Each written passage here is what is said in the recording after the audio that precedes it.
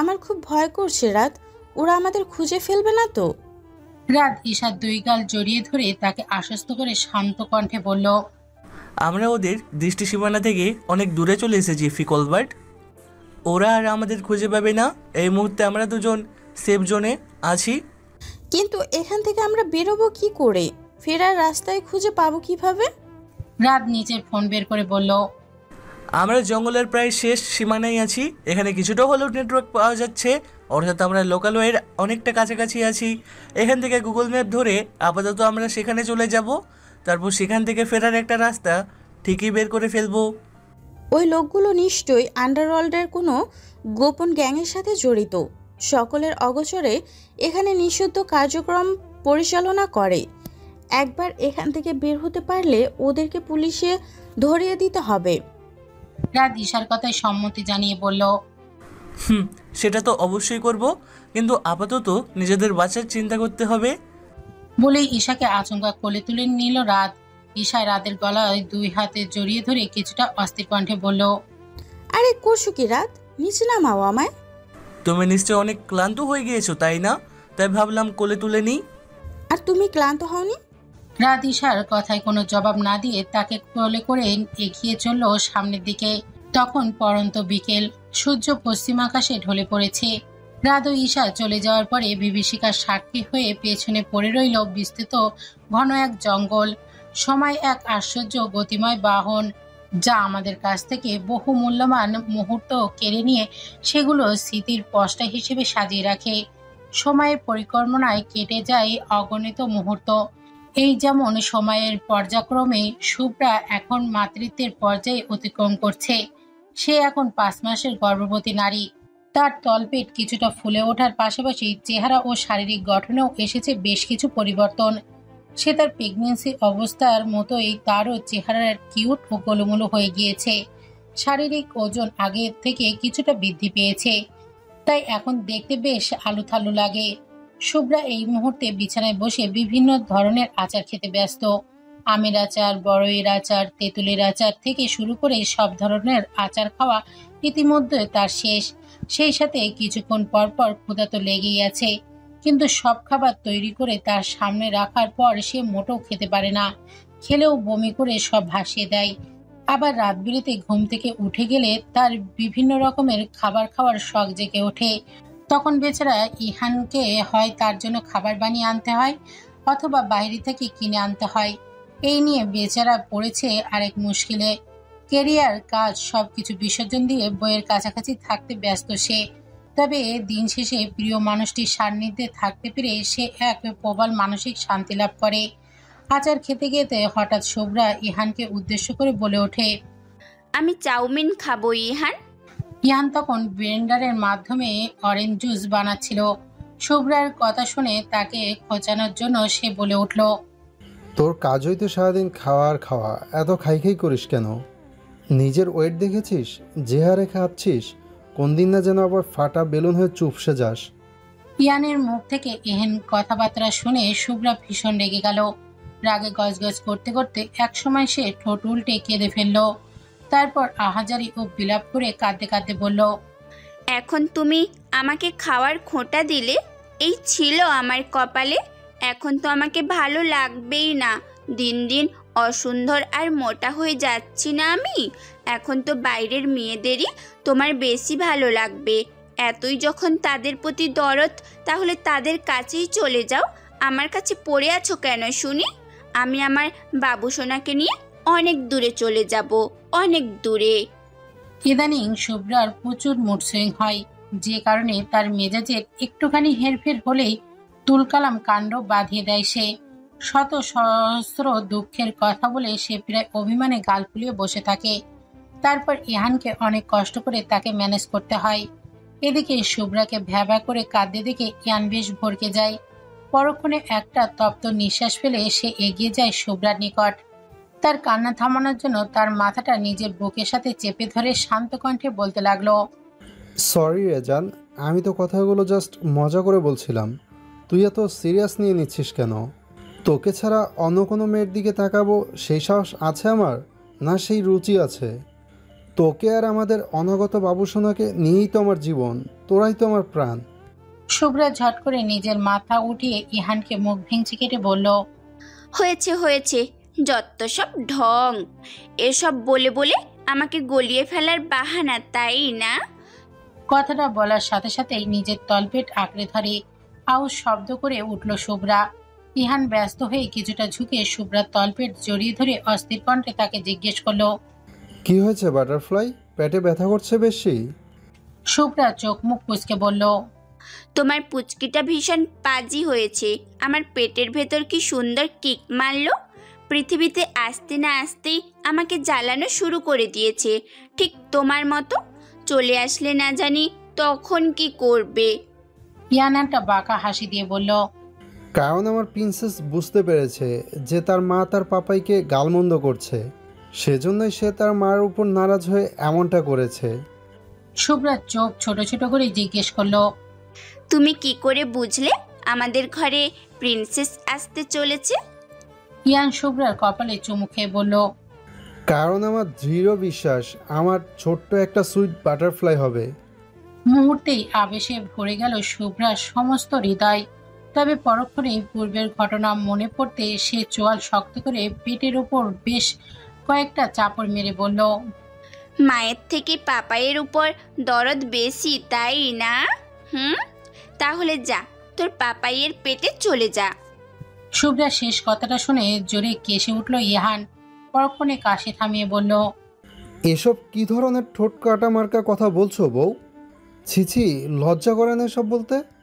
ইস, আমার লজ্জা করবে কেন?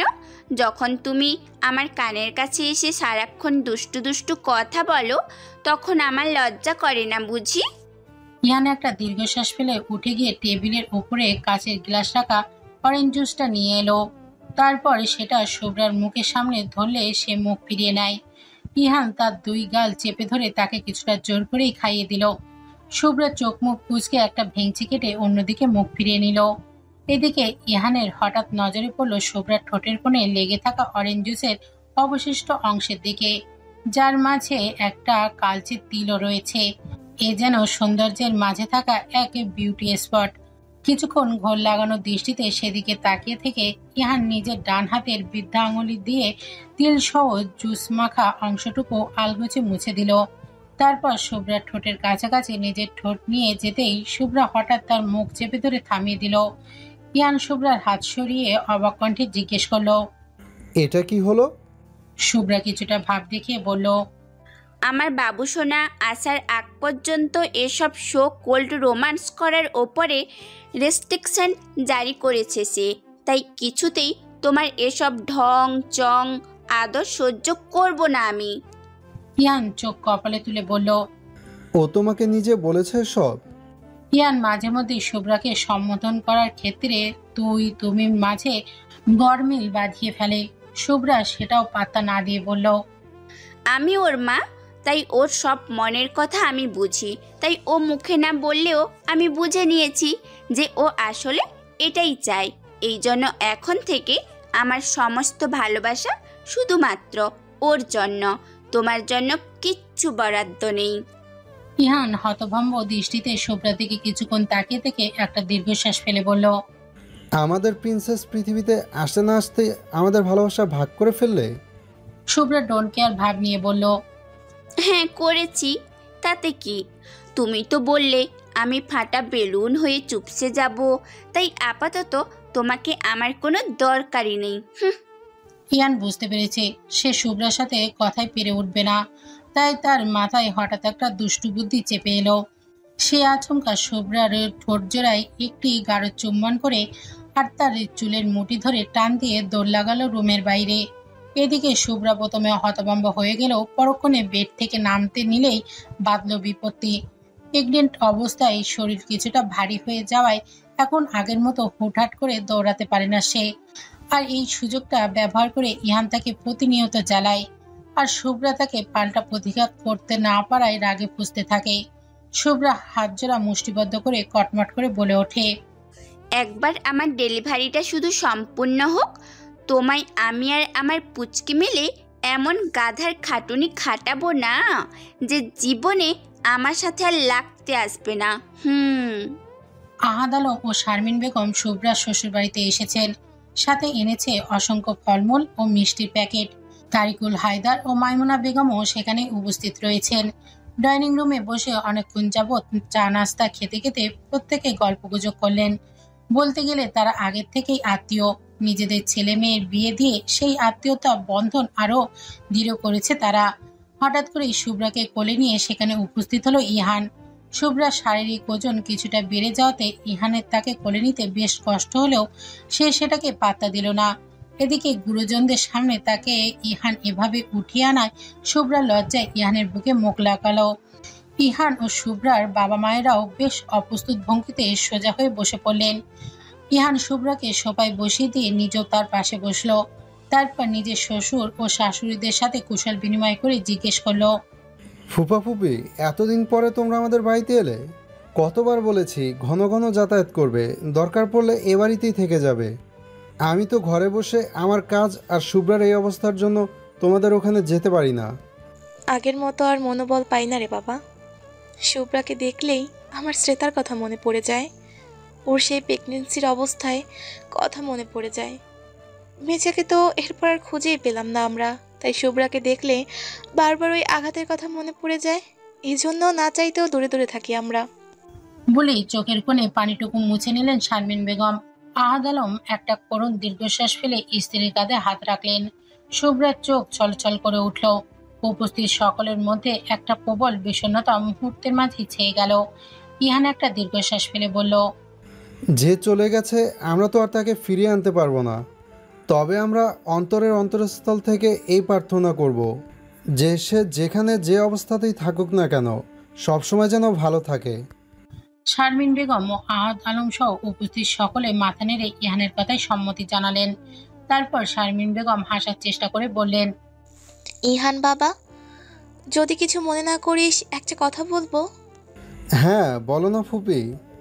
মেয়েদের প্রথম সন্তান নাকি তার বাবার বাড়িতে হয়। যদিও এটা প্রাচীন নিয়ম, তবুও আমার খুব শখ যে ডেলিভারি পর্যন্ত মেয়েটা আমার কাছে থাকুক। তোদের কি এতে কোনো আপত্তি রয়েছে? ইহান সহ তারিকুল হায়দার ও মাইমুনা হায়দারকে উদ্দেশ্য করে কথাটা বললেন শারমিন বেগম। ইহানের বাবা মা কোনো জবাব না দিয়ে ইহানের মুখপানে তাকিয়ে রইলেন। ইহানের মুখটা হঠাৎ কেমন থমথমে হয়ে গিয়েছে। বোঝাই যাচ্ছে যে শুভ্রাকে ছাড়া থাকতে তার ভীষণ কষ্ট হবে। ইহান শুভ্রার চোখের দিকে তাকাতেই দেখতে পেল শুভ্রাও তার দিকে এক দৃষ্টিতে তাকিয়ে রয়েছে। তার চোখে কিছুটা বিষণ্ণতা ও জিজ্ঞাসার ভাব স্পষ্ট। ইহান কিছু বলার আগেই আহাদ আলম তাকে উদ্দেশ্য করে বলে উঠলেন, আসলে এক মেয়েকে হারিয়ে আমরা দুজন খুব একাকী ও নিঃসঙ্গতা বোধ করছি, তাই কিছুদিন শুভ্রা আমাদের সাথে থাকলে খুব ভালো হতো। আমরা কিছুটা হলেও শান্তি পেতাম। দরকার হলে তুমি যখন ইচ্ছে আমাদের বাড়িতে আসতে পারো, কারণ ওটা তো তোমারও বাড়ি। আহাদ আলমের কথা শুনে ইহান আর দ্বিমত পোষণ করল না। শুভ্রাকে যাওয়ার অনুমতি প্রদান করলেও তার কানের কাছে মুখ নিয়ে ফিসফিস করে সে বলল, বাপের বাড়ি যেতে দিচ্ছি বলে ভাবিস না যে তুই আমার কাছ থেকে ছাড়া পেয়ে গেছিস। আমি আমার শ্বশুর বাড়িতে প্রতিদিন গিয়ে তোকে জ্বালাবো। ইহানের কথা শুনে শুভ্রা চিবিয়ে চিবিয়ে বিড়বিড় করে বলল, বেহায়া পুরুষ একটা। এয়ারবাস AS-145 হেলিকপ্টারে 9 থেকে 10 জন যাত্রী ধারণ ক্ষমতা রয়েছে, কিন্তু এই মুহূর্তে অবস্থান করছে 6 জন। ককপিটে 2 জন পাইলট বসে রয়েছে এবং যাত্রী কেবিনে 4 জন। যাত্রীর কেবিনগুলো এবং হেলিকপ্টারের মধ্যখানে 3টি লেদারের পর্দা দেওয়া রয়েছে। প্রথম লেয়ারে 2 জন পাইলট, দ্বিতীয় লেয়ারে অ্যারিশ ও শ্বেতা এবং তৃতীয় লেয়ারে অনুপমা শেরিন ও রেজওয়ান খান রয়েছে। প্রতিটি লেয়ারই আলাদা আলাদা কেবিনের মতো। হেলিকপ্টার তার নিজস্ব ছন্দে শব্দ তুলে আকাশের বুক চিরে উড়ে বেড়াচ্ছে। আজ আকাশ কিছুটা মেঘলা ও বায়ুমণ্ডলে বহি হাওয়া বইছে। তবুও দক্ষ পাইলট 2 জন অত্যন্ত দক্ষতার সাথে হেলিকপ্টারটি উড়িয়ে নিয়ে যাচ্ছে। গন্তব্য তাদের শ্বেতাদের বাড়ি। শ্বেতার আকুলতা দেখে প্রথমে খান মেনশনে না উঠে তাদের বাড়িতে যাওয়ার সিদ্ধান্ত নিয়েছে অ্যারিশ। তাদের প্রত্যেকে ইটালি থেকে সোজা হজরত শাহজালাল আন্তর্জাতিক বিমানবন্দরে ল্যান্ড করার পর অ্যারিশের তত্ত্বাবধানে এই বিশালবহল হেলিকপ্টারটি আগে থেকেই কিনে রাখা হয়েছিল। তারা বিমানবন্দরে উপস্থিত হওয়ার আগে থেকেই সেটি একটি নির্দিষ্ট জায়গায় অবস্থান করছিল। তারপর উপস্থিত হওয়ার পর সোজা তাদেরকে নিয়ে নির্দিষ্ট গন্তব্যের উদ্দেশ্যে ছুটে যাচ্ছে। প্যাসেঞ্জার সিটের পাশাপাশি বসে রয়েছে অ্যারিস ও শ্বেতা। অ্যারিস গভীর মনোযোগ সহকারে ল্যাপটপে একটানা কাজ করে যাচ্ছে। তার দুই হাতের আঙুলগুলো অত্যন্ত ক্ষিপ্ত গতিতে ল্যাপটপের কি বাটনগুলোতে দ্রুত গতিতে ছুটে চলেছে। তার পাশে বসা Shweta fruit salad, oats, peanut butter, apple slice ও হোমমেড স্মুদি ইত্যাদি হেলদি ফুড খেয়ে যাচ্ছে। প্যারিসের কঠোর নির্দেশ থাকায় না চাওয়া সত্ত্বেও তাকে এগুলো সময় করে খেতে হচ্ছে। আর ফাঁকে ফাঁকে বারবার আর চোখে ভ্রু কুঁচকে অ্যারিসের দিকে তাকাচ্ছে সে। সেটা এক সময় অ্যারিসকে শুনিয়ে শুনিয়ে স্বগোক্তিক করে বলল, এখন আমার থেকে কারোর জন্য কাজের গুরুত্ব বেশি হয়ে গেছে। সারাক্ষণ কাজ নিয়েই পড়ে থাকে সে। আমাকে দেওয়ার মতো তো কোনো সময়ই নেই তার, থাকবেই বা কি করে? আমি তো অনেক পুরনো হয়ে গেছি, তাই না? এখন তো আর আমাকে ভালো লাগবে না। অ্যারিসে তার বকবকানি শুনতে থাকলেও কোনো প্রতিক্রিয়া দেখানো কিংবা কথা না বলে আগের মতোই কাজ করতে লাগলো। তবে তার ঠোঁটের কোণে ফুটে ওঠা বাঁকা হাসি সে তার দৃষ্টি এড়ালো না। সে তাই আরো উৎসাহী হয়ে বলতে লাগলো, ইস, আমি এই মুহূর্তে যদি একটা ল্যাপটপ হতাম তাহলে কতই না ভালো হতো। তাহলে কোনো এক হৃদয়হীন পাষাণ মানবের স্পর্শ সেখানে না পড়ে আমার উপর পড়তো, কিন্তু সেটা তো আর হলো না। হায় রে আমার পোড়া কপাল। সেটা একটা দীর্ঘশ্বাসে ফেলার সাথে সাথে অ্যারিস হঠাৎ কাজ থামিয়ে দিয়ে ল্যাপটপটা সিটের একপাশে রেখে দিল। তারপর এক ঝটকায় সে তাকে টেনে এনে উঠিয়ে নিজের কোলের ওপর বসিয়ে দিল। সে তা হতভম্ব হয়ে কিছু বলার আগে অ্যারিস তাকে আষ্টেপৃষ্টে নিজের সাথে জড়িয়ে নিল। সে তা অ্যারিসের এমন হঠাৎ স্পর্শে অভ্যস্ত থাকলেও এমন একটা জায়গায় বেশ অস্বস্তি অনুভব করলো। সে তা আমতা আমতা করে বলতে লাগলো, আরে কোথায় কি করছেন? কেউ দেখে ফেললে? হ্যারিস সে তার কানের কাছে মুখ নিয়ে ফিসফিস করে ডিপ ভয়েসে বলল, কেউ দেখবে না, এখানে জাস্ট তুমি আর আমি ছাড়া আর কেউ নেই। আমাদের কিটু তো আছে। হ্যারিস হঠাৎ সে তার তলপেটের কাছে কিছুটা ঝুঁকে গিয়ে নরম ও আদরের স্বরে বলতে লাগলো, মামা আমার পাপা এই মুহূর্তে একটু সফট রোমান্স করবে অ্যাঞ্জেল। তুমি চুপচাপ ভদ্র বাচ্চার মতো বসে থাকবে, কেমন? একদমই অ্যানয়েড ফিল করাবে না, ওকে? হ্যারিস সে তার মুখের দিকে তাকিয়ে বিজয়ের হাসি হেসে বলল, দেখেছো আমাদের অ্যাঞ্জেল ওকে বলেছে, ও একদমই বিরক্ত বোধ করাবে না, ও বরং খুশি হবে। সে তা ফ্যাল ফ্যাল দৃষ্টিতে তাকিয়ে তাকিয়ে অ্যারিসের কাণ্ড কারখানা দেখে যাচ্ছে। সে কিছু বলতে যাচ্ছিল, কিন্তু অ্যারিস সেগুলোতে পাত্তা না দিয়ে তার পুরো শরীর জুড়ে নিজের গভীর ও শীতল স্পর্শ চালাতে লাগলো। তার সম্পূর্ণ চেহারা, গলায়, ঘাড়ে ও ক্লিভেজের ফাঁকে নিজের নাক মুখ ডুবিয়ে দিয়ে তপ্ত শ্বাস ফেলতে লাগলো। তারপর সে তার ঠোঁটে বসিয়ে দিল এক গভীর চুম্বন। সে তার অ্যারিসের প্রতিটা স্পর্শে কেঁপে কেঁপে উঠে চোখ জোড়া দ্রুত বন্ধ করে নিল। হঠাৎ তার গলায় অ্যারিসের করা মৃদু বাইটে কিছুটা আশব্দ করে উঠল। দুজনে তীব্র হৃদয় স্পন্দনের শব্দ ব্যর্থিত, সেদিকে যেন আর কোনো শব্দ শোনা যাচ্ছিল না। এভাবে বেশ কিছুক্ষণ কেটে যাওয়ার পর অ্যারিস হঠাৎ সে তার মুখের দিকে গভীর নেশালো ও মাদকতাময় দৃষ্টিতে তাকালো। সেটাও সেদিকে এক গভীর মুগ্ধতা ভরা দৃষ্টিতে তাকিয়ে রইল। অ্যারিস সে তার চুলের গোছা শক্ত করে চেপে ধরে তার মুখের কাছাকাছি নিজের মুখ নিয়ে এলো। তারপর তার কপালে কপাল ও নাকে নাক ঠেকিয়ে গভীর হাসকি টেনে বলতে লাগলো, কোনো এক ইন্দ্রজালিক সুরের মূর্ছনায় অতন্দ্র প্রহরীর ন্যায় জাগ্রত মোহমায়া তুমি, আমার জীবন জুড়ে উজ্জ্বল আলোকবর্তিকাময় আসক্তি, যার দহনে প্রতিনিয়ত প্রচলিত হয় আমার অন্তদহন, যা সুতীক্ষ্ণ শীতলাময় আচ্ছাদিত ক্লান্তিহীন স্পর্শে সিক্ত হয় আমার মনোজগৎ, আমার সেই ভয়ঙ্কর মরণাস্ত্র তুমি অ্যাডিকশন। সেদিন ছিল ঘন ঘোর বর্ষার এক হালকা অন্ধকারাচ্ছন্ন সকাল। সকালের তীব্র রোদের উজ্জ্বল ও অম্লান আলোর বিপরীতে আকাশ জুড়ে ঘন কালো মেঘের স্তূপ বিরাজ করছিল। প্রকৃতি জুড়ে বইছিল বইহে হাওয়া। সবকিছু কেমন কালো ও ধূসর বর্ণের আচ্ছাদিত হয়ে রয়েছে। থেকে থেকে মেঘের গুড়গুড় আওয়াজ শোনা যাচ্ছে। খুব দীর্ঘ হয়তো আকাশের বুক চিরে অজস্র বলিধারা বর্ষণ বইবে। আহাদ আলম 150 স্কোয়ার ফিট আয়তের বিশাল বড় ছাদ জুড়ে একটি কালো ও মাঝারি সাইজের অতি উন্নত মানের হেলিকপ্টার ল্যান্ড করলো। হেলিকপ্টারের পাখা তীব্র ঘূর্ণিতে চারপাশে বহিরি হাওয়া যেন রূপ নিল একে ধ্বংসাত্মক ও দাপটে বাতাসের ঘূর্ণিতে। সেই সাথে হেলিকপ্টারের তীব্র আওয়াজ আবাসিত এলাকায় সমস্ত জনমানুষের দৃষ্টি আকর্ষণ করে নিল মুহূর্তেই। কেউ বসা থেকে বাহিরে বেরিয়ে, কেউ বা ছাদে দাঁড়িয়ে, আবার কেউ বা জানালার ফাঁক দিয়ে অভূতপূর্ব দৃষ্টিতে দেখার চেষ্টা করছে। সেই সাথে কৌতুক অনুভব করছে ভেতরে অবস্থান করা মানুষগুলোর সম্পর্কে। আদ আলম, শারমিন বেগম, আমিনুল আলম, সাহেলি বেগম, শুভ্রা, ইহান, দিশা, মাজহারুল আজহার ও রায়ান সকলে বাড়ি থেকে বেরিয়ে সামনের বাগানে অবস্থান করে ছাদের দিকে এক দৃষ্টিতে তাকিয়ে রইল। ব্যাপারটা তাদেরকেও ভীষণ কৌতূহলী ও অস্থির করে তুলেছে। অবশেষে সকলের প্রতীক্ষার অবসান ঘটিয়ে হেলিকপ্টারের দরজা খুলে প্রথমে বেরিয়ে এলো একজোড়া দাম্ভিক পদ্মযুগল। সম্পূর্ণ ব্ল্যাক আউটফিটে অপরিসীম আত্মপ্লয়ে ভঙ্গিতে হেলিকপ্টার থেকে নেমে দাঁড়ালো অ্যারিস। তার চোখ মুখ জুড়ে বিরাজ করছে চিরচেনা গম্ভীর ও নির্লিপ্ততা।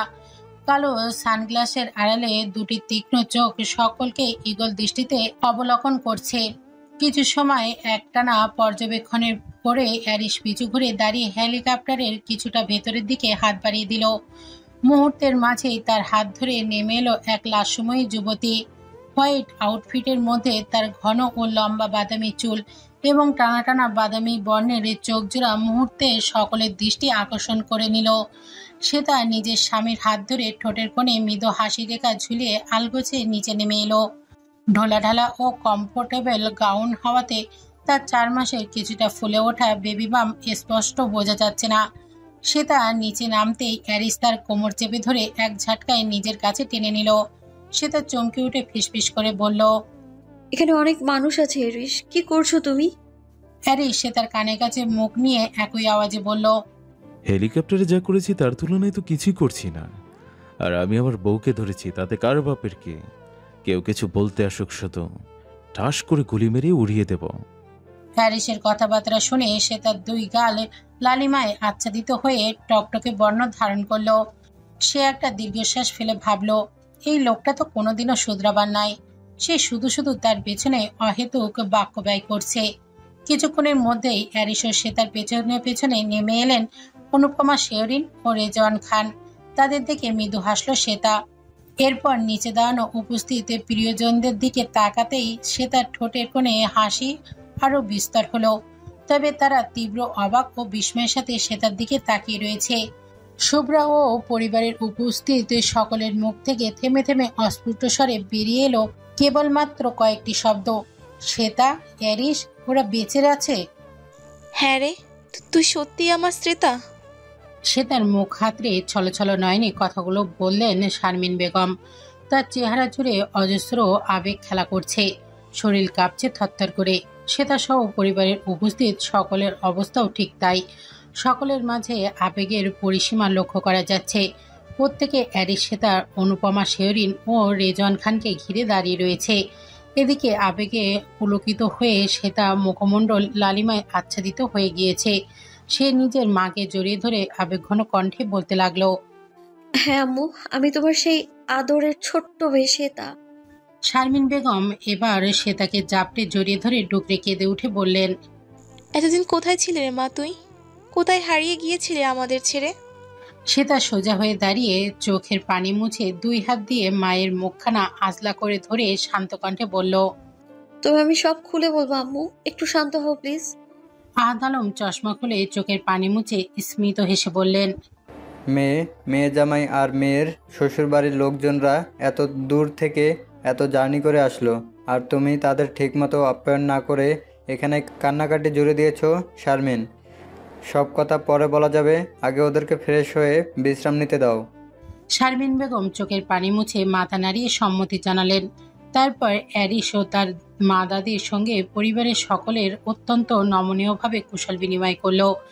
সেই সাথে শ্বেতাকে ঘিরে ধরল সবাই। তার সাথে অজস্র আবেগঘন বাক্যালাপ করছে। ঈশা শুধু পারে না তার গলায় ঝুলে থাকতে। বহুদিন পর পুরনো বান্ধবীকে ফিরে পেয়ে সে যেন আকাশের চাঁদ হাতে পেয়ে গিয়েছে। কিন্তু শুভ্রাকে তাদের সবার থেকে দূরে দাঁড়িয়ে থাকতে দেখে সে তা বেশ অবাক হলো। সবাইকে এড়িয়ে সে ধীর পায়ে এগিয়ে গেল শুভ্রার নিকট। শুভ্রার কাছে গিয়ে তাকে কয়েক মুহূর্ত নীরবভাবে পর্যবেক্ষণ করলো শ্বেতা।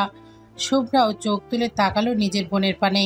প্রাণ ভরে দুই নয়নের তৃষ্ণা মিটিয়ে বোনকে দেখতে লাগলো সে কিনা হুবহু তারই মতো দেখতে, অথচ তবুও তার মাঝে বেশ কিছু পরিবর্তন দেখা যাচ্ছে। মনে হচ্ছে তার চেহারার মধ্যে কিছুটা পরিবর্তন ভাব রয়েছে, কিন্তু ঠিক কী কারণে এমন মনে হচ্ছে শুভ্রা ঠিক ধরতে পারছে না। তবে সে তার চেহারার বেশিরভাগ অংশই আগের মতো। কেমন আছিস শুভ্রা? সে তার মুখ ধরে হঠাৎ এই কয়েকটা বাক্য শুনে শুভ্রা নিজের আবেগ আর নিয়ন্ত্রণ করতে পারে না। হু হু করে কেঁদে ওঠে বোনকে জড়িয়ে ধরল সে তার চোখের অশ্রুকণা জমা হলো। বোনকে শক্ত করে জড়িয়ে ধরল সে। শুভ্রা কাঁদতে কাঁদতে বলল, আমায় মাফ করে দিস বোন। সেদিন আমার জন্যই তোকে আমরা হারিয়ে ফেলেছিলাম। আমি যদি সেদিন হসপিটালে তোকে সায়ানের সাথে একা না যেতে দিতাম, তাহলে হয়তো এতগুলো দিনের জন্য তোকে আমাদের হারাতে হতো না। সে তার শুভ্রা চোখের পানি মুছিয়ে দিয়ে আদুরে কণ্ঠে বলল, ধুর পাগলি, এভাবে এজন্য কাঁদতে হয়? আর সত্যি বলতে এতে তোর কোনো দোষই ছিল না, নিয়তিতে যা লেখা ছিল সেটাই হয়েছে। শুভ্রা এবার কিছুটা ধাতস্থ হয়ে সিরিয়াস ভঙ্গিতে জিজ্ঞেস করলো, সেদিন সায়ান তোকে কোথায় নিয়ে গিয়েছিল রে শ্রেতা? এরপর থেকে তুই একদম নিখোঁজ হয়ে গিয়েছিলি। আর সায়ানের দ্বিখণ্ডিত মৃতদেহ রেল লাইনের ওপরে পাওয়া গিয়েছিল। এসবের রহস্য কি? সে তা একটা দীর্ঘশ্বাস ফেলে বলল, সব তোকে পরে খুলে বলবো আমি। তার আগে তোকে একটা গুড নিউজ দিতে চাই, যেটা বাড়ির কাউকে এখনো পর্যন্ত দিইনি আমি। কি গুড নিউজ? সে তার শুভ্রার বেবি বাম্পের দিকে একবার তাকিয়ে মুচকে হেসে বলল, তোর মতো আমারও একটা পুচকু আসতে চলেছে দুনিয়ায়। কি সত্যি? শুভ্রা আনন্দে অতিশয় এক প্রকারের চিৎকার করে উঠল। এতে সে তা তড়িঘড়ি করে তার মুখ চেপে ধরে আশেপাশে একবার নজর বুলিয়ে ফিসফিস কণ্ঠে বলল, চুপ, আসতে বল। বলেছি না পরিবারের কাউকে এখনো এই নিউজ জানাইনি আমি, শুধু তোকে বললাম। সবাইকে এরপর সারপ্রাইজ দেব। শুভ্রা খুশিতে আটখানা হয়ে সে তাকে জড়িয়ে ধরে উচ্ছ্বসিত কণ্ঠে বলতে লাগলো, ইস, আমার যে কি খুশি লাগছে রে বোন। আমরা দুইজন একসাথে মা হব। তারপর মা খালা দুজন মিলে দুজনের সন্তানকে প্রতিপালন করব। আমার তো সেসব দিনের কথা ভাবতে ভীষণ এক্সাইটেড ফিল হচ্ছে। আহাদ আলম ও শারমিন বেগম সহ পরিবারের সকলের অনুরোধে সে তারা আজকে সেখানেই অবস্থান করলো। তাদেরকে পেয়ে গোটা পরিবার যেন উৎসবের আমেজে মেতে উঠেছে। একটা পরিপূর্ণ তৃপ্তি ভর করেছে সম্পূর্ণ পরিবার জুড়ে। বাড়ির প্রত্যেকটা মানুষ ভীষণ খুশি। সে তাদের বাড়ির সামনে বড় বাগান জুড়ে সকলে বৃত্তাকার গোল হয়ে বসে রয়েছে। মাঝখানে প্রচণ্ড একটি আগুনের কুণ্ডলী প্রজ্বলিত হয়ে রয়েছে। রাতের আকাশ জুড়ে অজস্র তারকারাজি ও একটি শুভ্র চাঁদ বিদ্যমান। জ্যোৎস্নার রূপালী ও স্নিগ্ধ আলোয় চারপাশ শোভিত। সেই সাথে বইছে একটা ঝিরিঝিরি শীতল বাতাস। প্যারিসবাদে বাড়ির সকলে সেখানে মহা উল্লাসে বসে গল্পগুজব করছে। সেই সাথে নানা রকম আড্ডার সাথে সাথে পকোড়া, সিঙ্গারা, সমোচা ও কোমল পানীয় খেয়ে যাচ্ছে। অবশেষে পরিবারের বয়োজ্যেষ্ঠরা এক পাশে আর কাপলরা অন্য পাশে বসে রয়েছে। শুধুমাত্র রায়ান ও শ্বেতা এক পাশে একাকী বসে রয়েছে। শ্বেতা দীর্ঘশ্বাস ফেলে বারবার দোতলার বারান্দার ব্যালকনির দিকে তাকাচ্ছে। প্যারিসকে ভীষণভাবে মিস করছে সে। লোকটাকে এত করে বলল তাদের সাথে এখানে আসতে, অথচ মহাশয় একটা ভিডিও কনফারেন্সে বিজি। মাফিয়াদের একটি গুরুত্বপূর্ণ মিটিংয়ে বসেছে সে। কোনোভাবে বলে কয়েও তাকে এখানে আনা গেল না। এই জন্য শ্বেতা অ্যারিসের প্রতি অভিমান হলো ভীষণ, কিন্তু কারো সামনে সেটা প্রকাশ করলো না সে, কারণ তার মন খারাপ দেখলে সকলের আনন্দই মাটি হয়ে যাবে। সে তার ইদানিং মনে হয় সে তার থেকে অ্যারিস তার কাজকে গুরুত্ব দিচ্ছে বেশি। এই জন্য তাকে অনেকগুলো কড়া কথাও শুনিয়েছে সে, কিন্তু তাতেও কোনো লাভ হলো না। এদিকে ইহান আর শুভ্রা পাশাপাশি বসে খুনসুটি চালিয়ে যাচ্ছে। সকলে সামনে হাসি খুশি অভিনয় চালিয়ে গেলেও পেছনে পেছনে ঠিকই একে অপরকে খুঁচিয়ে যাচ্ছে। আড়ালে কখনো শুভ্রা ইহানকে চিমটি কেটে দিচ্ছে, তো কখনো ইহান শুভ্রাকে কিল বসিয়ে দিচ্ছে। সকলেই তাদের এই অবস্থা দেখে মিটিমিটি হাসছে। এদিকে সকলে ইহানকে অনুরোধ করলো একটি সুন্দর ও রোমান্টিক গান গাওয়ার জন্য, কারণ সকলেই ইতিমধ্যে জেনে গিয়েছে সাউথ কোরিয়ায় একটি জনপ্রিয় ব্যান্ড প্রধান মেম্বার। তার গানের গলাও মাশাআল্লাহ। সকলের অনুরোধ রক্ষার্থে ইহান গিটার বাজিয়ে শুভ্রার উদ্দেশ্যে একটি সুন্দর রোমান্টিক গান ধরল। ইহানের অসাধারণ কণ্ঠের সুরের মূর্ছনায় ভরে গেল চারিপাশ। সকলের বিমুগ্ধ হয়ে শুনল তার গান। পুরোটা সময় ইহান কেবল শুভ্রার দিকেই তাকিয়েছিল, আর শুভ্রা খুব লজ্জা ও ভালো লাগার বারংবার ছটফট করতে লাগলো। তবে পুরোটা সময় তার মুখে লেগেছিল মৃদু প্রাণবন্ধ এক প্রাপ্তির হাসি। সেটা নিশ্চিতভাবে এক দৃষ্টিতে অবলোকন করে গেল রায়হান। রাত তখন 12টার কাটায় পার করেছে। বাড়ির সকলের মন মতো আড্ডা দিয়ে যে যার ঘরে ফিরে যাচ্ছে। শ্বেতা আজ পরিবারের সকলের সাথে থেকে আড্ডা দিতে পেরে খুবই প্রফুল্ল অনুভব করছে। তবে অ্যারিসের শূন্যতা এবং তার প্রতি অভিমান তার মনটাকে এখনো ভীষণভাবে পোড়াচ্ছে। শ্বেতাদের রুমটা দোতলায় হওয়াতে সাবধানতা বশত সিঁড়ি বেয়ে সে যখনই নিজের রুমে প্রবেশ করবে তখনই একটা শক্তপোক্ত হাত তাকে টান দিয়ে অন্য পাশে নিয়ে যায়। শ্বেতা হকচকে গিয়ে আওয়াজ করতে গেলে একটা বলিষ্ঠ হাত তার মুখ চেপে ধরে, তারপর অপর হাত দিয়ে তার কোমর চেপে ধরে নিজের কাছে টেনে নেয়। শ্বেতা একটা প্রশস্ত ও কঠিন বুকে গিয়ে সজোরে আছড়ে পড়ে। দোতলার লাইটগুলো সেই মুহূর্তে অফ থাকায় চারিপাশে তখনও আবছা অন্ধকার বিরাজ করছিল। তবুও শ্বেতা স্পষ্ট মানুষটির স্পর্শ ও দেহবয় চিনতে পেরে গিয়েছিল মুহূর্তের মাঝেই, যার ঘন ও উত্তপ্ত নিঃশ্বাস তার চোখে মুখে ও ঘাড়ে তীব্রভাবে আছড়ে পড়ছে। এরিস, অ্যাডিকশন। ডিপ হাস্কি টোনে কথাটা বলে সে তার চুলের মাঝে নিজের মুখ ডুবিয়ে দিল অ্যারিস। তারপর কপালে এঁকে দিল একটি গাঢ় চুম্বন। সে তা কয়েক মুহূর্তের জন্য আবেশিত হয়ে পড়ল, মুহূর্তের মাঝে আবারও নিজেকে সামলে নেয়। অ্যারিস সে তখনকার করার আচরণে মনে পড়তেই অভিমান তাকে দূরে ঠেলে দেয়। অ্যারিসকে তবুও তার জায়গা থেকে খুব একটা নাড়াতে পারে না সে। ছাড়ো আমায়। যার কাছে আমার কোনো মূল্য নেই তার কাছে আমার একটা মুহূর্তও থাকা চাই না। আমি সারাক্ষণ শুধু কাজ আর কাজ, এগুলো নিয়েই থাকো। তুমি কাজ নিয়েই পড়ে থাকো, গিয়ে যাও। আমার কাছে আসার কি প্রয়োজন তোমার? অ্যারিস বুঝতে পারল তার অ্যাডিকশন তার প্রতি ভীষণ অভিমান করেছে। তাই একটা সূক্ষ্ম বাঁকা হাসি দিয়ে কোনো কথা না বলে সে তাকে কোলে তুলে নিল। সে তাছাড়া পাওয়ার জন্য ছটফট করলেও অ্যারিস তার কোনো কথা না শুনে ক্রমশ ছাদের সিঁড়ি বেয়ে উপরে উঠতে থাকলো। আকাশে তখন শুভ্র চাঁদের মাঝ দিয়ে কালো বর্ণের মেঘেদের আনাগোনা চলছে। বারবার সেগুলো চাঁদকে ঢাকা দিয়ে দিচ্ছে। সেদের মনে হচ্ছে চাঁদের সৌন্দর্যকে হিংসা করে হয়তো মেঘগুলো এমনটা করছে। দোল্লায় বসে অ্যারিসের বুকে মাথা রেখে সে নিশ্চিন্ত চিত্তে আকাশপানে তাকিয়ে রয়েছে। অ্যারিস নিঃশব্দে তার চুলে সযত্নে হাত বুলিয়ে দিচ্ছে। অ্যারিসের উষ্ণ আলিঙ্গনে কিছুক্ষণের আগের করা সে তার অভিমান যেন গলে পানি হয়ে গিয়েছে। সে তার ঘোর ভাঙল অ্যারিসের একটিমাত্র ডাকে। অ্যাডিকশন।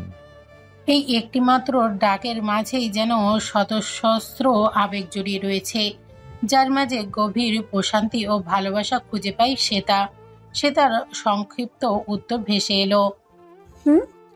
খুব অভিমান হয়েছে আমার প্রতি, তাই না? হয়েছিল। এখন আর নেই? না, তোমার প্রতি অভিমান করে থাকা আমার জন্য কখনো সম্ভব নয়। অ্যারিস এক পলক আকাশের দিকে তাকিয়ে তারপর গভীর দৃষ্টিতে শ্বেতার দিকে তাকালো। তারপরে ধীর অথচ কিছুটা ভাঙা কণ্ঠে বলল, আমি যদি কখনো তোমার পাশে না থাকি তাহলে একা একাই এই পৃথিবীতে সার্ভাইভ করতে পারবে তো? অ্যারিসের কথা শুনে সে তার অন্তরাত্মা যেন কেঁপে উঠল। অ্যারিস কখনো এরকম আওয়াজে এই ধরনের কথা বলে না, তাই আজকে তার মুখ থেকে এই কথাগুলো শুনে ভীষণ অচেনা মনে হলো সে তার নিকট। সে তার ধরপড় করে উঠে বসে বিস্ফোরিত দৃষ্টিতে অ্যারিসের পানে তাকিয়ে থেকে বলল, এসব কি অলক্ষণে কথা বলছো তুমি? এমন কথা বলতে বুক কাঁপলো না তোমার? তোমার হাজবেন্ড একজন মাফিয়া বস ওয়াইফ। মৃত্যু নিয়ে প্রতিনিয়ত সে খেলা করে, অন্যদের জন্য জম দুধছে, কিন্তু মৃত্যু যে তার দোরগোড়ায় আসবে না এমন কোনো গ্যারান্টি নেই তো। হ্যারিসের কথাগুলো শুনে শ্বেতা হঠাৎ দ্রুকড়ে কেঁদে উঠল। সে তার কান্না দেখে হ্যারিসের বুকটা হঠাৎ ছ্যাদ করে উঠল। সে তড়িঘড়ি করে সে তার চোখের পানি মুছে দিতে দিতে শান্ত অথচ আবেগ মিশ্রিত কণ্ঠে বলতে লাগলো, ডোন্ট ক্রাই অ্যাডিকশন। ভেতরে অজস্র আবেগের পাহাড় থাকলেও সেটা খুব বেশি প্রকাশ করতে পারি না আমি, কিন্তু তোমার প্রতি আমার ভালোবাসা অসীম, যেটা কখনো পরিমাণ করা যাবে না। কিন্তু তোমার প্রতিটা মুহূর্ত শক্ত থাকতে হবে, নিজের জন্য এবং আমাদের অনাগত সন্তানের জন্য। মনে রাখবে, এরিসের স্ত্রী তুমি, দুর্বলতা তোমাকে মানায় না, তোমাকে হতে হবে পাথরের মতো শক্ত ও কঠিন। সে তা তবুও কাঁদতে কাঁদতে বলল। হ্যারিস স্থির কণ্ঠে জিজ্ঞেস করলো, আর আমাদের সন্তানের কি হবে? কে রক্ষা করবে তাকে? কয়েক মুহূর্তের জন্য থমকালো শ্বেতা, কিছু একটা গভীর চিন্তা করে তারপর নিজে থেকে চোখ মুছে দৃঢ় কণ্ঠে বলল, একবার আমি আমার প্রথম সন্তানকে হারিয়েছি, এবার ওকে আর হারাতে দিব না। আমি কাউকেই হারাতে দিব না, আমি না তোমাকে আর না আমাদের সন্তানকে। বারবার হারাতে হারাতে ক্লান্ত আমি, কিন্তু এবার সবাইকে জীবন দিয়ে হলেও আগলে রাখবো, না হয় একসাথে মরবো। তারপরে শ্বেতা হঠাৎ অ্যারিসের দুই গালে হাত রেখে উত্তেজিত কণ্ঠে বলতে লাগলো, তোমাকে এই মাফিয়া জগৎ ছাড়তে হবে এরিস, যেভাবেই হোক ছাড়তেই হবে। আর তার জন্য তোমাকে যত কঠিন পথই পাড়ি দিতে হোক না কেন, আমি সবসময় তোমার সহসঙ্গী হয়ে ঢাল হয়ে দাঁড়াবো। আর তারপর বিজয় নিশ্চিত করে আমরা চলে যাব অনেক দূরে কোথাও, যেখানে রয়েছে অনাবিল শান্তি আর একটা নিরাপদ জীবন। হ্যারিস কিছুক্ষণ স্থির ও মুগ্ধ দৃষ্টিতে শ্বেতার পানে তাকিয়ে রইল, যেন এই শ্বেতাকেও আজীবন ধরে দেখতে চাই সে। শ্বেতার কথাগুলো তার অন্তরের স্থলে স্পর্শ করেছে। কিছুক্ষণ সময় অতিবাহিত হওয়ার পর হ্যারিস শীতল কণ্ঠে বলল, সব বদলালে আমার ভালোবাসার ধরন কিন্তু বদলাবে না। আমি কিন্তু আজীবন তোমায় সেই ওভার পসেসিভ আর ক্ষেত্রবিশেষ রুড হাজব্যান্ড হয়েই থাকবো। আমার কঠিন কিন্তু সুগভীর ভালোবাসা সহ্য করতে হবে তোমায় আজীবন।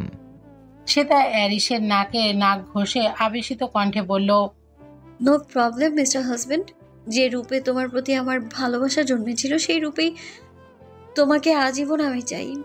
শুধু তোমার ভালোবাসাটা যেন সেই প্রথম দিনের মতোই শুধুমাত্র আমার প্রতি এবং পিওর হয়ে থাকে। আর বেশি গরম হলে না হয় আমি আমার ভালোবাসা নামক ডান্ডা দিয়ে তোমায় ঠান্ডা করে দিব। শ্বেতার শেষের কথাটা শুনে হ্যারিস প্রথমে হতভম্ব হলেও পরক্ষণে শব্দ করে হেসে উঠল। শ্বেতা নিজেও জোরে হেসে উঠল। তারপর গভীর দৃষ্টিতে হ্যারিসের হাসিকে পর্যবেক্ষণ করতে থাকলো। হাসলে মানুষটাকে কি অসাধারণ সুন্দর না লাগে। বাম গালে গভীর একটা টোল পড়ে।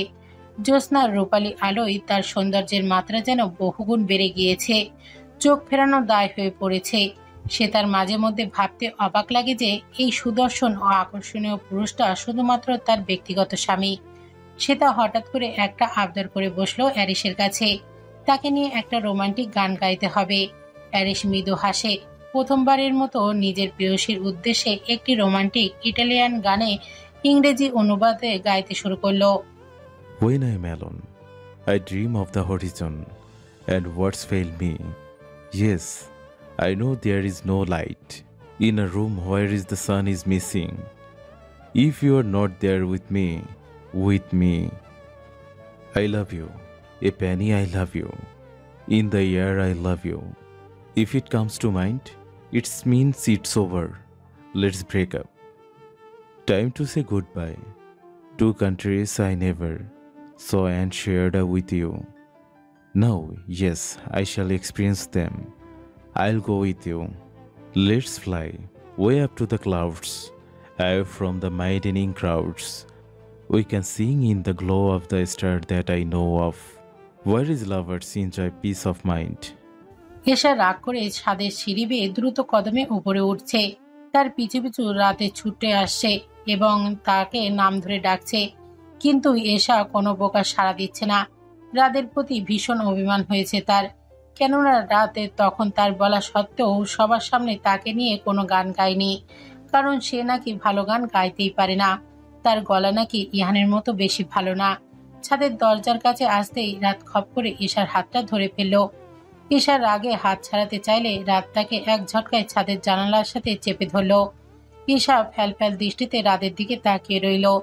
জানালা গলিয়ে আসা চাঁদের স্নিগ্ধ আলো সোজা রাতের চোখে মুখে পড়ছে, যা তার সৌন্দর্যের মাত্রাকে আরো কয়েক গুণ বাড়িয়ে দিয়েছে। সেই সাথে তার ঘন নিঃশ্বাস প্রশ্বাস ঈশার চোখে মুখে আছড়ে পড়ছে। ঈশা বিমুগ্ধ দৃষ্টিতে রাতের দিকে কিছুক্ষণ তাকিয়ে রইল।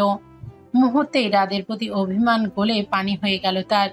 রাত ঈশার ঠোঁটে টুপ করে একটা চুমু খেয়ে গভীর স্বরে জিজ্ঞেস করলো, আমাকে ইগনোর করছিলে কেন ফিকল বার্ড? তখন তুমি আমার জন্য গান গাইলে না কেন? ইহান ভাইয়া কি সুন্দর শুভ্রার জন্য গান গাইলো, অথচ তুমি গাইলে না কেন? ঈশার অভিমানী ভরা কথাগুলো শুনে রাত ফিক করে হেসে উঠল। তারপর ঠোঁট কামড়ে হেসে তাকে জিজ্ঞেস করলো, তাহলে রোমান্টিক গান শুনতে চাও? হ্যাঁ হ্যাঁ, প্লিজ বলো। রাত কিছুক্ষণ ভেবে হঠাৎ বেসুরো গলায় সুর করে গেয়ে উঠল। রাতের এমন অদ্ভুত গান শুনে ঈশা রেগে ফায়ার হয়ে গেল। তাদের বুকে ক্রমশ কিল ঘুষি দিয়ে রাগে ফুঁসতে ফুঁসতে তার থেকে নিজেকে ছাড়িয়ে নিয়ে ছাদের দিকে চলে যায়। রাত আবারও তার পিছু নেয়। ছুটতে ছুটতে একসময় অ্যারিস ও শ্বেতার সামনে এসে পড়ল ঈশা। সে বুঝতে পারেনি তারা এই মুহূর্তে এখানে অবস্থান করছে। জানলে হয়তো বা কখনো এখানে আসতো না। অস্বস্তি ও লজ্জায় ভীষণ আঁকুপাকু করতে লাগলো সে। তাই এশাকে দেখে অ্যারিসের বুক থেকে উঠতে নিল। সে তাকে একইভাবে জড়িয়ে ধরে রইল। চেহারার একটা নির্লিপ্ত ভাব। এই লোকটা যেন কারো কোনো উপস্থিতিতেও কোনো রূপ পরোয়া করে না। ব্যাপারটা ভাবতেই ভীষণ অস্বস্তি অনুভব হতে লাগলো সে তার। তবুও মুখে জোরপূর্বক হাসি টেনে সে ঈশার দিকে তাকিয়ে রইল। এদিকে এশা অপ্রস্তুত হেসে চলে যেতে নিলে তার পিছু পিছু রাতও চলে এলো। রাত শ্বেতা ও অ্যারিসকে দেখে মুখে হাসি টেনে বলল, আরে দুলো ভাই আর সিত্রাও এদিকে রয়েছে যে। Sorry for disturbing, please enjoy your joyful moments guys. কথাগুলো বলে এশাকে নিয়ে চলে যেতে নিলে পেছন থেকে অ্যারিস গম্ভীর কণ্ঠ শুনে থমকে যায় রাত। মিস্টার রাজ শাহমাত। অ্যারিসের কথা শুনে পিছু ঘুরে তাকালো রাত। এশা ও শ্বেতাও অবাক হয়ে গেল অ্যারিসের কথা শুনে, কারণ এই প্রথম দুজন মুখোমুখি কথা বলছে। অ্যারিস শ্বেতাকে একপাশে সন্দর্পণে আগলে রেখে রাতের দিকে এগিয়ে গেল। একদম তার সামনাসামনি গিয়ে তার দিকে তীক্ষ্ণ দৃষ্টি নিবদ্ধ করে তাকিয়ে শীতল কণ্ঠে বলে উঠল, সিলেট থেকে আসার পর যেসব স্মাগলারদের বিরুদ্ধে তুমি আর এসে থানায় জিডি করেছিলে, তারা কতটা ভয়ঙ্কর হতে পারে সেই ব্যাপারে কোনো ধারণা আছে তোমার? তাদেরকে সাময়িকভাবে আটকাতে পারলেও দীর্ঘস্থায়ী বিপদ থেকে নিজেদের রক্ষা করতে পারবে না তোমরা। অ্যারিসের কথা শুনে রাত হতভম্ব হয়ে গেল। এসব হতভম্ব হয়ে তার দিকে তাকিয়ে রইল। অপরদিকে শ্বেতা কিছু বুঝতে না পেরে অ্যারিসের দিকে তাকিয়ে রইল। অথচ অ্যারিসের ভাবভঙ্গি সম্পূর্ণ নির্লিপ্ত। কিছুক্ষণ চুপ করে থেকে রাত একটা শুকনো ঢোক গিলে অ্যারিসকে জিজ্ঞেস করলো, আপনি এই ব্যাপারে কিভাবে জানলেন? অ্যারিস একটা ফিসেল হাসি এসে বলল, আমার ক্ষমতা সম্পর্কে তোমার কোনো আইডিয়া নেই। বিডিতে আসার আগে ফ্যামিলির প্রত্যেকটা মেম্বারের সম্পর্কে পুঙ্খানুপুঙ্খ খোঁজ খবর নিয়ে রেখেছি আমি। সেখান থেকে মূলত এই ঘটনার সম্পর্কে জানা। Be careful man. তারপর রাদের কানে কাছে মুখ নিয়ে অ্যারিস ফিসফিস করে বলল, চারপাশের সব জায়গায় চোখ কান খোলা রেখো, আর কখনো কোনো প্রয়োজন পড়লে সবার আগে আমার কথা স্মরণ করো, কেমন? কথাগুলো বলে হতভম্ব রাদের দিকে একটা তির্যক হাসি দিয়ে তার পিঠ চাপড়ে সেটার দিকে এগিয়ে গেল অ্যারিস। তারপর কারো কোনো পরোয়া না করে তাকে সোজা পাজাকোলা করে কোলে তুলে নিল। এদিকে সেটাকে নিয়ে ছাদের দরজার সামনে যেতেই স্পষ্ট সেখানে থেকে একটি ছায়া মানবকে দ্রুত সরে যেতে দেখলো অ্যারিস। সেটাও বিষয়টা লক্ষ্য করলো, কিন্তু তৎক্ষণাৎ কোনো কিছু বলল না। প্যারিস ঈগল দৃষ্টিতে সেদিকে কিছুক্ষণ ভ্রু কুঁচকে তাকিয়ে থাকার পরে সে তাকে নিয়ে সিঁড়ি বেয়ে নিচে নামতে লাগলো। ওদিকে পেছনে রাত ও ঈশা তখন হতভম্ব দৃষ্টিতে তাদের যাওয়া পানে তাকিয়ে রয়েছে। প্রায় 10 মাস আগে সেটা তার হঠাৎ এভাবে উধাও হয়ে যাওয়া রহস্য এবং প্রেগনেন্সির খবর ইতিমধ্যে বাড়ির সবাইকে জানিয়ে দিয়েছে। এটা নিয়ে বাড়ির সকলের মাঝে মিশ্র প্রতিক্রিয়া সৃষ্টি হয়েছে। সেটা হারিয়ে যাওয়ার পেছনে তার বেদনাদায়ক ও কষ্টকর অতীত, অ্যারিসের যন্ত্রণা ও হাহাকার তাদের মনে যেমন তীব্র দুঃখের সঞ্চার করেছে, তেমনি সে তার মাতৃত্বে সুসংবাদ পেয়ে সকলের বাঁধ ভাঙা আনন্দে ফেটে পড়েছে। বাড়ি জুড়ে রীতিমতো একটা উৎসবের আমেজ সৃষ্টি হয়েছে। 2 মেয়ের সন্তান পৃথিবীতে আগমনের উপলক্ষে আহাদ আলম ও শারমিন বেগম কোনো আয়োজনের কমতি রাখেনি। প্রিয়জনদের সান্নিধ্য উপভোগ করে এবং উৎসবের আমেজের কাটিয়ে শ্বেতা অ্যারিস, রেজওয়ান খান ও মিসেস অনুপমা শেরিশ খান মেনশনে ফিরে এসেছে। নাহিয়ান আওরার খানের সমস্ত স্মৃতি এই বাড়ি থেকে মুছে ফেলা হয়েছে, কারণ একজন পাপিষ্টের স্মৃতি রেখে বাড়িটাকে কলুষিত করতে চায় না কেউ। তবুও শত হলেও নিজের সন্তান ছিল, তাই সকলের অগোচরে 2 ফোঁটা অশ্রু বিসর্জন করলেন রেজওয়ান খান। মেঘাচ্ছন্ন এক সকালবেলা, আকাশ জুড়ে অগণিত কালো মেঘের ভেলা ভর করেছে, যেন বৈরী হাওয়ার মতে উঠছে চারিপাশ। খান মেনশনের চারপাশ জুড়ে অসংখ্য বড় বড় বিদেশি গাছের সঙ্গে বড় 2টো কৃষ্ণচূড়া ও শিউলি ফুলের গাছ রয়েছে। অথচ 2টি গাছের একটুতেও ফুল ফোটেনি, কারণ কৃষ্ণচূড়া গ্রীষ্মকালীন ফুল ও শিউলি শরৎকালীন ফুল। এই জন্য ব্যালকনিতে বড় একটি বেলি ফুলের গাছ লাগিয়েছে সেটাতে অসংখ্য বেলি ফুল ফুটে চারিপাশে মন মাতানো সুগন্ধিতে মম করছে। ব্যালকনির চারপাশ একবার ভালো মতো অবলোকন করে বেডরুমের দিকে পা বাড়ালো সেটা।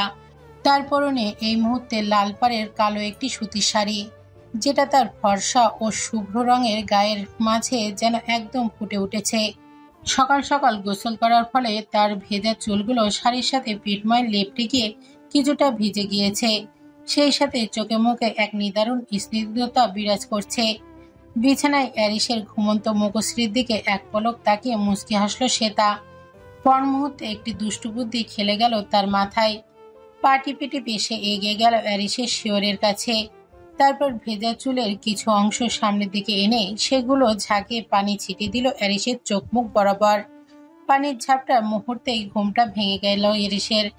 চোখ পিটপিট করে ভুরু কুঁচকে সে ধীরে ধীরে চোখ মেলে তাকালো শ্বেতার পানে, যে কিনা এই মুহূর্তে তাকে দেখে খিলখিল করে হেসে চলেছে। আকস্মিক এমন হওয়াতে অ্যারিস প্রথমে কিছুটা হতভম্ব হয়ে গেলেও পরক্ষণে তার দৃষ্টি ছেয়ে গেল মুগ্ধতায়। বিমুগ্ধ চিত্তে আবেশিত নয়নে সে ডান হাতের কোনোই বিছানায় ঠেকিয়ে তার উপর মাথা রেখে আছোয়া হয়ে বসল। তারপর তীক্ষ্ণ অথচ বিমোহিত দৃষ্টিতে অবলোকন করতে লাগলো নিজের অর্ধাঙ্গিনীকে। সে তা হাসি থামিয়ে বিড়বিড় করে বলল, অবশেষে কুম্ভকর্ণের ঘুম ভাঙলো তোমার? এই পন্থা অবলম্বন না করলে তো তোমার ঘুমই ভাঙতো না আজকে। বেলা কয়টা বাজে দেখেছো? প্যারিস শ্বেতার পানে স্থির দৃষ্টি রেখে মৃদু কণ্ঠে বলল, না দেখিনি, আর দেখার দরকারও নেই, কারণ আমি যে অন্য কিছু দেখতে ব্যস্ত। শ্বেতা জিজ্ঞাসু দৃষ্টিতে তাকিয়ে হাত নাড়িয়ে জিজ্ঞেস করলো, অন্য কি দেখতে ব্যস্ত? প্যারিসের ডিপ হাসকি ভয়েস ভেসে এলো, তোমাকে। কথাটা বলা মাত্রই অ্যারিস এক লাফে বিছানা থেকে নেমে এসে আচমকা শ্বেতাকে ঠেলে দেয়ালের সাথে চেপে ধরল। তারপর তার দুই হাত দুই দিকে থেকে দেয়ালের সাথে চেপে ধরল। এরপর স্থির দৃষ্টিতে আটকে রাখলো শ্বেতার চেহারার পানে। এদিকে আকস্মিক অ্যারিসের এমন কাণ্ডে হকচকে গেল শ্বেতা। হৃদস্পন্দনের গতি হারালো তার। ড্যাব ড্যাব করে অ্যারিসের মুখ পানে তাকিয়ে রইল সে। প্যারিসের শীতল অথচ বলিষ্ঠ হাত ধীরে ধীরে সে তার কোমরের আঁচল সরিয়ে প্রবেশ করলো তার মোমের মতো নরম ও পাতলা ত্বকে। তারপর শক্ত করে খামচে ধরল তার পেটের কিছু অংশ। অপর হাত দিয়ে তার কপাল থেকে শুরু করে নাক, ঠোঁট, চিবুক, গলা ও ক্লিভেজ স্পর্শ করতে লাগলো। প্যারিসের শিহরণ জাগানো উষ্ণ স্পর্শে রীতিমতো কেঁপে কেঁপে উঠতে লাগলো শ্বেতা। দ্রুত চোখ মুখ খিচে বন্ধ করে নিল সে। এই মুহূর্তে প্রচন্ড জোরে জোরে নিঃশ্বাস প্রশ্বাস নিচ্ছে সে, অথচ অ্যারিসের যেন সেদিকে কোনো ভ্রুক্ষেপ নেই। সে প্রচন্ড এক নেশালো অথচ মাদকতাময় দৃষ্টিতে তার অ্যাডিকশনের দিকে দৃষ্টি আবদ্ধ করে রাখলো। সে তার চোখ জোড়া বন্ধ রেখেই হঠাৎ ছটফট করতে করতে কাঁপা কাঁপা কণ্ঠে বলে উঠল, মা, দাদি যান ডাকছে আমাদের। নিচে সবাই আমাদের জন্য ব্রেকফাস্ট নিয়ে বসে আছে, আর আমাদের পরিবারের সকলকেও দাওয়াত করা হয়েছে। তারা সবাই আমাদের জন্য ওয়েট করছে। এদিকে ব্রেকফাস্ট করতে নিচে চলো প্লিজ। অ্যারিস সে তার মুখে একদম কাছাকাছি নিজের মুখ নিয়ে সে ডিপ হাসকি ভয়েসে বলে উঠল, কিন্তু আমার জন্য কিছু খেতে মন চাইছে। সে তার তড়িৎ গতিতে চোখ খুলে প্রশ্নবিদ্ধ দৃষ্টিতে অ্যারিসের পানে তাকালো। অ্যারিস একটা বাঁকা হাসি দিয়ে সে তার পাতলা ও গোলাপি ঠোঁটজোড়া সম্পূর্ণ নিজের দখলে নিয়ে নিল। কয়েক মুহূর্তের জন্য সম্পূর্ণ স্থির হয়ে গেল শ্বেতা। তবে অ্যারিসের অধরের স্পর্শ তীব্র থেকে তীব্রতর হয়ে ওঠার সাথে সাথে সেও তার সাথে তাল মেলাতে লাগলো, যেন ভালোবাসার আমৃত্যু সুধা পান করছে দুজন মিলে। এইভাবে মুহূর্তের পর মুহূর্ত কেটে যায়, অথচ কারো যেন ঘড়ি কাটে না। এইভাবে বেশ কিছু মুহূর্ত কেটে যাওয়ার পর অ্যারিস ধীরে ধীরে সে তার ঠোঁটজোড়া ছেড়ে দেয়। তবে তাকে সেভাবেই নিজের সাথে চেপে ধরে রাখে। সে তার চোখ দুটো বন্ধ করে জোরে জোরে নিঃশ্বাস নিতে থাকে। তার ফর্সা মুখশ্রী এই মুহূর্তে টকটকে লালচে বর্ণ ধারণ করেছে। অ্যারিসের মনে হতে থাকে সে তার চেহারাটা যেন একটা লাল রঙা মরিচ, যেটাকে টুক করে খেয়ে ফেলতে ইচ্ছা করছে তার। তারপরে তার তীব্র ঝালে হাঁসফাঁস করতে থাকলেও তার বিন্দুমাত্র আফসোস থাকবে না। অ্যারিস সে তার কানের লতিতে আলতো করে চুমু এঁকে ডিপ ভয়েসে বলতে লাগলো, You look like a red chili. I feel like eating you. Even if I end up gasping from the spiciness afterward, I will have no regrets. প্যারিসের কথা শুনে লজ্জায় হাঁসফাঁস করতে লাগলো শ্বেতা। সকাল সকাল এই লোকটা তাকে লজ্জা দিয়ে একেবারে মেরে ফেলবে মনে হয়। কেন যে ঘুমন্ত সিংহকে জাগ্রত করতে এসেছিল সে, তাকে খোঁচাতে এসে নিজেও তার গুহায় বন্দী হয়ে পড়েছে। এসব ভেবেই মনে মনে নিজেকে গালমন্দ করতে লাগলো শ্বেতা। ওই দিক নিচ থেকে অনুপমা শেহরিন গলার আওয়াজ ভেসে এলো। তিনি তাদেরকে দ্রুত নিচে নেমে আসতে বললেন। শ্বেতা দ্রুত আসি বলে অ্যারিসের কাছ থেকে কোনো মতে নিজেকে ছাড়িয়ে নিয়ে দ্রুত রুমের বাইরের দিকে দৌড় দেয়। এদিকে হঠাৎ মায়ের আওয়াজ শুনে অ্যারিস কিছুটা অন্যমনস্ক হয়ে যাওয়ায় শ্বেতাকে আটকে রাখতে পারেনি সে। তবে দরজার দিকে তাকাতেই চোখ জোড়ায় স্থির হয়ে যায় অ্যারিসের। লাল পরনের কালো রাঙা সুতির শাড়িতে শ্বেতাকে তার নিকট যেন অপ্সরার মতো লাগছে। দুই পায়ের নুপুরে রিমঝিম আওয়াজ তুলে তার মন্ত গতিতে দৌড়ে যাওয়া অ্যারিসকে যেন পৃথিবীর সবচেয়ে সুন্দর নারীর দর্শন করালো। তার দেখা পৃথিবীর সবচেয়ে সুন্দর দৃশ্যগুলির মধ্যে এটি যেন অন্যতম ও বিশেষ আকর্ষণীয়।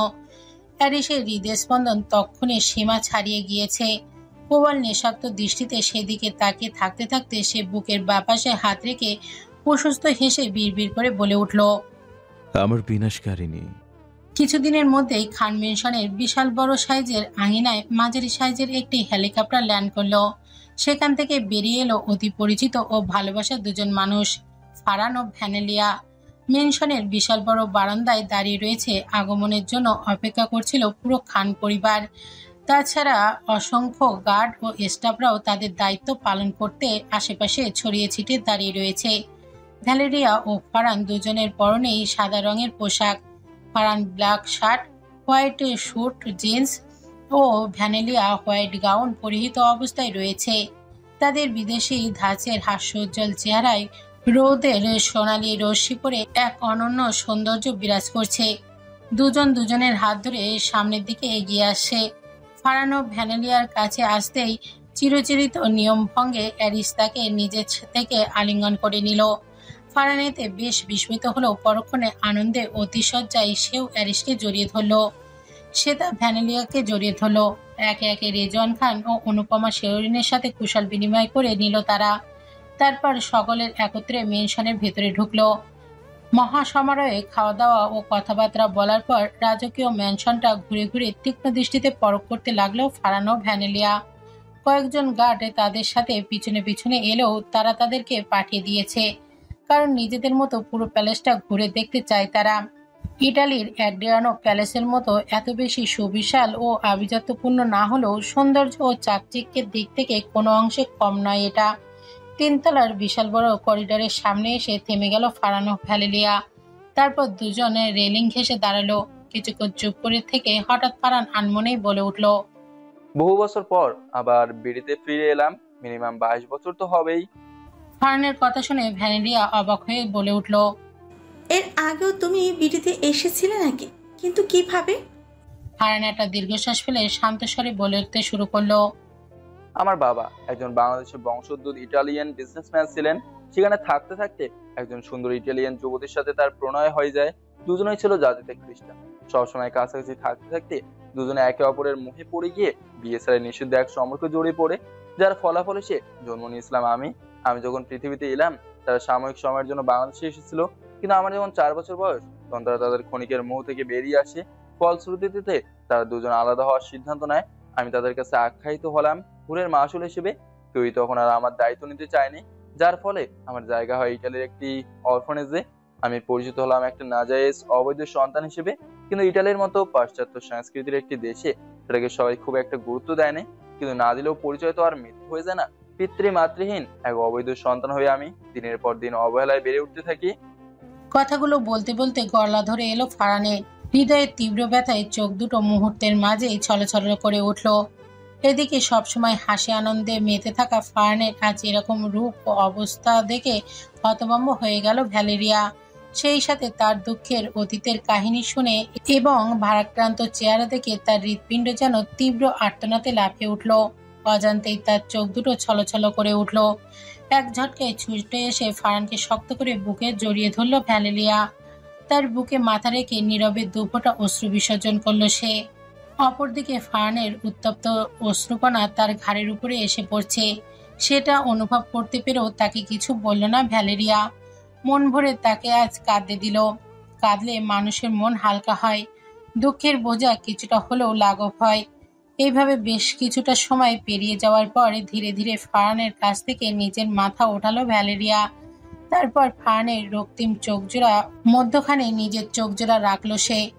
ফারহান ভাঙা অথচ শান্ত কণ্ঠে ভ্যালেরিয়াকে জিজ্ঞেস করলো, আমার অতীতের জন্য তুমি কি আমায় ঘৃণা আর অবজ্ঞা করবে? সিনারিওটা ছেড়ে যাবে কি আমায়? ভ্যালেরিয়া ফারহানের ঠোঁট জোড়ার মাঝে নিজের কোমল হাত চেপে ধরে নরম কণ্ঠে বলতে শুরু করলো, তোমার ছেড়ে যাওয়ার কথা যে আমি ভুলেও চিন্তা করতে পারি না ক্যালভিন। আর তোমার ঘৃণা কিংবা অবজ্ঞা করার কথা তো আমি ভুলেও ভাবতে পারি না। তাছাড়া তোমার মতন এরকম একজন ভালোবাসার মানুষ পাওয়া যে ভাগ্যের ব্যাপার। যখন আমার এই পৃথিবীতে বেঁচে থাকার একমাত্র অবলম্বনটাও হারিয়ে গিয়েছিল, তখন একমাত্র তুমি আমায় ভালোবাসা দিয়ে আগলে আপন করে নিয়েছিলে। সে তোমাকে আমি কি করে ছেড়ে দিতে পারি, যেখানে তোমার কোনো দোষই নেই? বরং সেই মানুষগুলোর উদ্দেশ্যে আমি অভিশাপ তো দিচ্ছি, যারা তাদের আপন সন্তানকে অবহেলায় পায়ে ঠেলে দিয়েছে। ফারহান গভীর দৃষ্টিতে ভ্যালেরিয়াকে অবলোকন করতে লাগলো, যেন মুগ্ধতা ও আবেগ উজাড় করে দিতে চাচ্ছে নিজের দু চোখের মাঝে। এই পৃথিবীতে ফারহান ও ভ্যালেরিয়ার রক্তের সম্পর্কের কেউ হয়তো নেই, আজ কেবল তারা দুজন দুজনের জন্য। ফারহান গভীর আবেগে হঠাৎ ভ্যালেরিয়ার কোমর টেনে ধরে তাকে শক্ত করে নিজের সাথে জাপটে মিশিয়ে নিল। তারপর অপর হাতে তার মাথা চেপে ধরে তার ঠোঁট জোড়া নিজের ঠোঁট দুটো মিশিয়ে দিল। গভীর এক চুম্বন করতে লাগলো সেথায়। দুজনের হৃদয় স্পন্দন তীব্রভাবে বৃদ্ধি পেয়ে গেল। সেইভাবে কেটে গেল অনেকগুলো স্বস্তিকর মুহূর্ত। একটা সময় ফারহান ভ্যালেরিয়াকে ছেড়ে দিল। দুজনই ঘন ঘন নিঃশ্বাস নিতে লাগলো। তখনই একে অপরকে গভীরভাবে জড়িয়ে ধরে রেখেছে তারা। হঠাৎ করে ভ্যালেরিয়ার দৃষ্টি অবনত করে অত্যন্ত নিচু আওয়াজে বলে উঠল। ভ্যালেরিয়ার কথাটা যেন বিদ্যুৎ পৃষ্ঠের মতো চমকে দিল ফারহানকে। তীব্র গতিতে সে তাকালো নিজের প্রেয়সীর পানে। তার অবিশ্বাস্য দৃষ্টি তাকে জানান দিল সে যেন প্রিয়তমার এই কথা বিশ্বাস করতে পারছে না।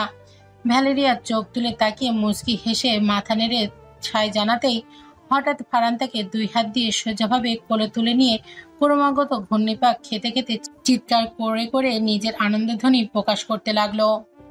ইয়াহু, আমি ওয়ারিস স্যারের মতো বাবা হব, কি আনন্দ যে লাগছে আমার, আমি ভাষায় প্রকাশ করতে পারবো না। এত খুশি আমি জীবনেও হইনি স্যারটা। ধন্যবাদ স্যারটা আমাকে এত এত খুশি উপহার দেওয়ার জন্য। এই খুশির খবর আমি গোটা দুনিয়াকে জানাতে চাই। অপরদিকে ভ্যালেরিয়া খিলখিল করে হেসে কেবল ফারহানের পাগলামি ও আনন্দ উচ্ছ্বাস উপভোগ করতে লাগলো। কক্সবাজার অঞ্চলে একটি বিশালবহু প্রাইভেট রেস্টুরেন্ট বুক করেছে অ্যারিস। শুধু সে একা নয়, বরং তার পক্ষ থেকে ইহান, শুভ্রা, ফারহান, ভ্যালেরিয়া ও রাত ঈশাকেও এই রিসর্টে আমন্ত্রণ জানানো হয়েছে। এই রিসর্টটি সাধারণত নিরিবিলি পরিবেশ, ব্যক্তিগত সৈকত এবং বিশালবহুল সুবিধা প্রদান করে। চারটি কাপাল আলাদা আলাদাভাবে নিজেদের ব্যক্তিগত ও রোমান্টিক মুহূর্তগুলো পার করবে। মূলত ফারহানের বাবা হওয়ার সুসংবাদ শুনে এবং সে তার সাথে নিজের ঘনিষ্ঠ ও অন্তরঙ্গ মুহূর্তগুলো পার করার জন্য এমন একটি উদ্যান নিয়েছে অ্যারিস। সম্পূর্ণ সি বিচ বুক করে নেয়াতে এই চারজোড়া কাপল ব্যতীত বাহিরে কেউ সেখানে উপস্থিত নেই। তাই সম্পূর্ণ নিজেদের মতো করে তারা তাদের মুহূর্তগুলো উপভোগ করতে পারছে। কিন্তু শ্বেতা ও শুভ্রাকে নিয়ে অ্যারিস ও ইহান অত্যাধিক পরিমাণে কনসার্টে রয়েছে, কারণ তারা এই মুহূর্তে কয়েক মাসের প্রেগনেন্ট।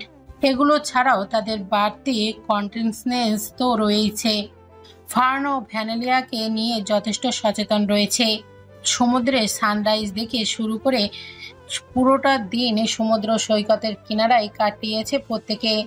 শ্বেতা, শুভ্রা ও ভ্যালেরিয়া প্রেগনেন্ট থাকায় তারা সমুদ্র সৈকতে সাঁতার কাটতে পারেনি। তাদেরকে রেখে তাই এসাও আর যায়নি। তাদের হাজবেন্ডরা সাঁতার কেটে কেটে রীতিমতো প্রতিযোগিতায় নেমে গিয়েছে। তবে অ্যারিসকে হারাতে পারেনি কেউই। অত্যন্ত তীক্ষ্ণ গতিতে সুইমিং করে সে সবার আগে পৌঁছে গিয়েছে। তবে মেয়েদের সাঁতারের অভাব পূরণ করে দিয়েছে জলকেনিল খেলা। স্থানীয় উপজাতি মেয়েদের সাথে পানি ছিটিয়ে ছিটিয়ে এই মজাদার খেলাটি উপভোগ করছিল তারা। তারপর বালির মধ্যে মূর্তি ও ঘর বানালো।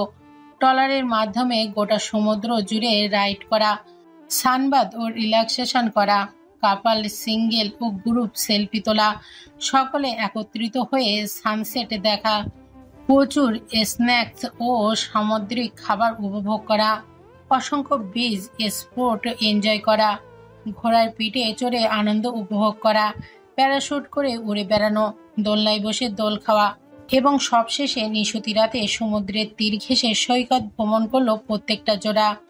পুরোটা সময় যেন রূপকথার কোনো এক অবর্ণীয় সুন্দর জগতে হারিয়ে গিয়েছে তারা।